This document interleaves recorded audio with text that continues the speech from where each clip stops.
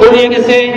আমরা বর্তমান সরকারের মাননীয় পানি সম্পদ উপদেষ্টা এবং মাননীয় পানি সম্পদ উপদেষ্টার দৃষ্টি আকর্ষণ করছি, এই মৌসাপুর রেগুলেটরটা পুনর্নির্মাণ করে কোম্পানিগঞ্জ, সোনাগাজী এবং দাগনমিয়ার মানুষকে এই ননাক্ত পানি থেকে মুক্ত করবেন, নদীবান্ধব থেকে কোম্পানিগঞ্জ, সোনাগাজীর মানুষকে রক্ষা করবেন।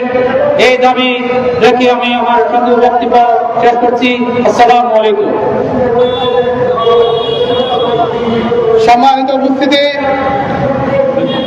কোম্পানিগঞ্জের রেগুলেটর পুনর্নির্মাণের দাবিতে এবং কোম্পানিগঞ্জ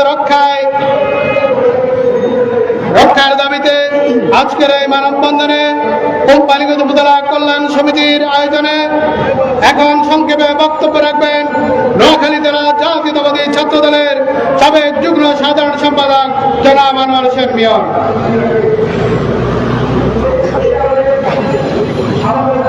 বিসমিল্লাহির রহমানির রহিম। ঢাকাস্থ জাতীয়তাবাদী কল্যাণ সমিতির উদ্যোগে আজকের আয়োজিত এই মানববন্ধনের সম্মানিত সভাপতি এবং আজকের অনুষ্ঠানে আজকের এই মানববন্ধনের সম্মানিত সকল উপস্থিতি, আসসালামু আলাইকুম। আপনারা জানেন, অতি সম্প্রতি নোয়াখালী কোম্পানিগঞ্জ মুসাফপুরের একটি রেগুলেটর নদীগর্ভে বিলীন হয়ে গেছে। মূলত কতিপয় কিছু দুষ্কৃতিকারী এবং স্বৈরাচার সরকারের অবৈধ মন্ত্রী ওবায়দুল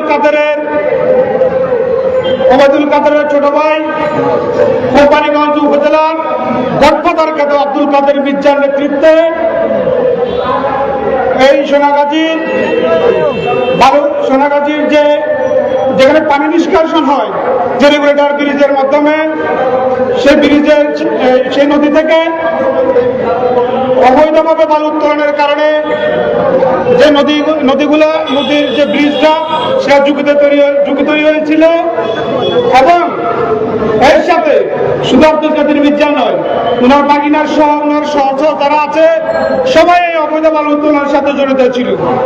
সেজন্য এই বালু উত্তোলনের ফলে আমাদের যে পানি নিষ্কাশনের জন্য যে বেড়িবাঁধের যে রেগুলেটর ছিল সেটা অতিরিক্ত পানির চাপে তখন থেকে যখন বালু সরে গিয়েছিল তখন অতিরিক্ত পানির চাপে এই রেগুলেটরটা পানিতে ভেঙে পড়ে।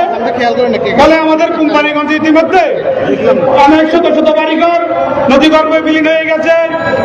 এজন্য আমি অনুরোধ করবো বর্তমান সরকার এবং সংশ্লিষ্ট সকলের কাছে অনুরোধ করবো যে অতি দ্রুত আমাদের এই নদী ভাঙন রোধ করার জন্য যথাযথ ব্যবস্থা নেওয়ার জন্য, অথবা দূর ভবিষ্যতে যত দেরি হবে তত হাজার হাজার বাড়িঘর এখান থেকে নদীগর্ভে বিলীন হয়ে যাবে।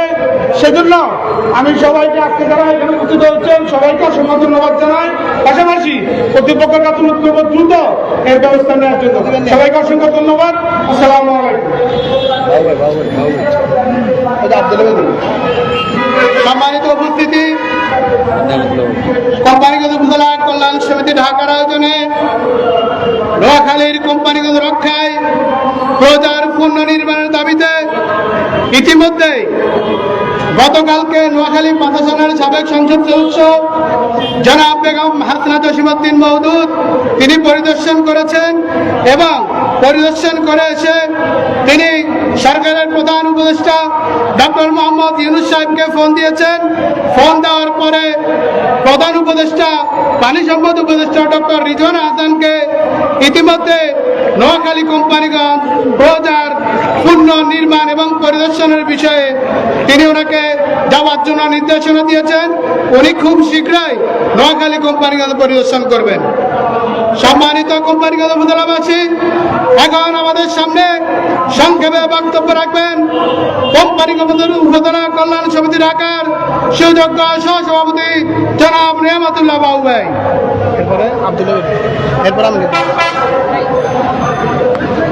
বিসমিল্লাহির রহমানির রহিম। আজকে ঢাকার জাতীয় প্রেস ক্লাবের নোয়াখালী জেলার কোম্পানিগঞ্জবাসী সমবেত হয়েছে একটি মানবিক দাবি নিয়ে। যে দাবি পূরণ হলে কোম্পানিগঞ্জবাসী বাঁচবে, যে দাবি পূরণ হলে কোম্পানিগঞ্জের কৃষি খাত বাঁচবে, যে